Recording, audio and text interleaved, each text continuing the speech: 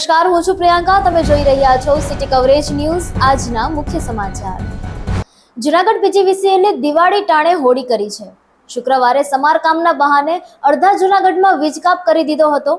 શિયાળો, ઉનાળો અને ચોમાસુની આખી સિઝન પૂરી થઈ ગઈ ત્યાં સુધી તેમને સમારકામ યાદ ન આવ્યું. બરોબર દિવાળીના ટાંકણે જ્યારે લોકો ઘરમાં સાફ સફાઈ કરી રહ્યા છે અને વેપારીઓને ત્યાં ઘરાકીની મોસમ ખીલી છે, એવા ટાંકણે જ વીજ કાપ લાદી દઈ પીજીવીસીએલે પોતાની બુદ્ધિનું દેવાળું ફેંક્યું છે. જે વિસ્તારમાં વીજકાપ લગાવ્યો હતો તે તમામ વિસ્તારના લોકોમાં ભારે રોષ જોવા મળ્યો હતો. અત્યાર સુધી મેન્ટેનન્સનું યાદ ન આવ્યું અને દિવાળીના સમયે જ મેન્ટેનન્સની કામગીરી યાદ આવી, અને એ પણ એક સાથે અડધા જૂનાગઢમાં. ગરવા ગિરનાર ફરતે 36 કિલોમીટરમાં યોજાનારી લીલી પરિક્રમાને લઈને વિવાદ શરૂ થયો છે. જિલ્લા વહીવટી તંત્રએ કારતક સુદ બારસ 2 નવેમ્બરે લીલી પરિક્રમા શરૂ કરવાની જાહેરાત કરી છે. ત્યારે શ્રી દત્ત કર્મકાંડ મંડળે જિલ્લા કલેક્ટરને સંબોધી આપેલા આવેદનમાં જણાવ્યું છે કે અમે આ લીલી પરિક્રમાનો સંપૂર્ણપણે વિરોધ કરીએ છીએ, કારણ કે વર્ષોની પરંપરા રહી છે કે કારતક સુદ 11 લીલી પરિક્રમા શરૂ થાય અને કારતક સુદ પૂનમે પૂરી થાય. એમાં 5 દિવસની લીલી પરિક્રમા હોય છે, જેથી કારતક સુદ 11 1 નવેમ્બર શનિવારે રાત્રિના 12 વાગ્યે લીલી પરિક્રમા શરૂ કરવા જિલ્લા વહીવટી તંત્રને દત્ત કર્મકાંડ મંડળના સર્વે ભૂદેવોએ પંચાંગ આધારિત માહિતગાર કર્યા હતા.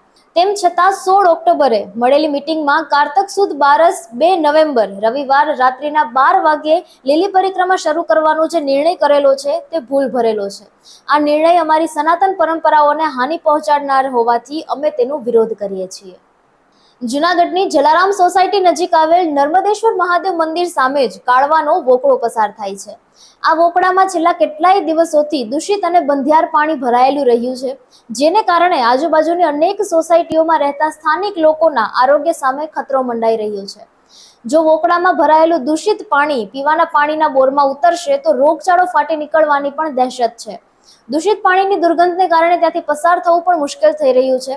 ત્યારે વોકળામાં ભરાયેલા દૂષિત પાણીનો સત્વરે નિકાલ થાય તેવી ડોક્ટર જગદીશ દવેએ માંગણી કરી છે. છત્તીસગઢના દંડકારણ્ય ક્ષેત્રમાં આજે 200 જેટલા નક્સલીઓએ સુરક્ષા દળો સામે આત્મસમર્પણ કરી મુખ્ય ધારામાં સામેલ થયા હતા, જેમાં 98 પુરુષ અને 110 મહિલાઓનો સમાવેશ થાય છે. બધા 208 નક્સલીઓએ 153 હથિયારો સાથે શરણાગતિ સ્વીકારી છે. રેલવે મંત્રી અશ્વિની વૈષ્ણવે ગુરુવારે જયપુરમાં એક સમારોહમાં ઉત્તર પશ્ચિમ રેલવેના 65 નાના અને મધ્યમ કદના રેલવે સ્ટેશનો પર 100 કરોડ રૂપિયાથી વધુના વિકાસ પ્રોજેક્ટ્સનું ઉદ્ઘાટન કર્યું છે. આ પ્રસંગે તેમણે કહ્યું કે મુસાફરોની સુવિધાને ધ્યાનમાં રાખીને આ નિર્ણય લેવામાં આવી રહ્યા છે. ટ્રેનોમાં વિવિધ રાજ્યોના પ્રખ્યાત પ્રિન્ટવાળા અને કવરવાળા ધાબળા ઓફર કરવામાં આવશે. જયપુરના પ્રખ્યાત સાંગાનેરી પ્રિન્ટને પ્રોત્સાહન આપશે અને સાંગાનેરી પ્રિન્ટ ધાબળા પૂરા પાડવા માટે એક પાયલોટ પ્રોજેક્ટ શરૂ કર્યો છે, જેમાં ઘરોમાં ધાબળાનો ઉપયોગ થાય છે તેવી જ રીતે હવે મુસાફરોને ટ્રેનોમાં પણ ધાબળા અને કવર મળશે. તેમણે કહ્યું કે ગુરુવારથી શરૂ થતી જયપુર અમદાવાદ અસારવા ટ્રેનનો લાભ મુસાફરો મેળવી શકશે. સિટી કવરેજ ન્યૂઝના ડેઇલી અપડેટ માટે અમારી ચેનલને લાઇક કરો, શેર કરો અને સબસ્ક્રાઇબ કરો. આવતીકાલે મળીશું ફરી નવા સમાચારો સાથે. City coverage news Junagadh.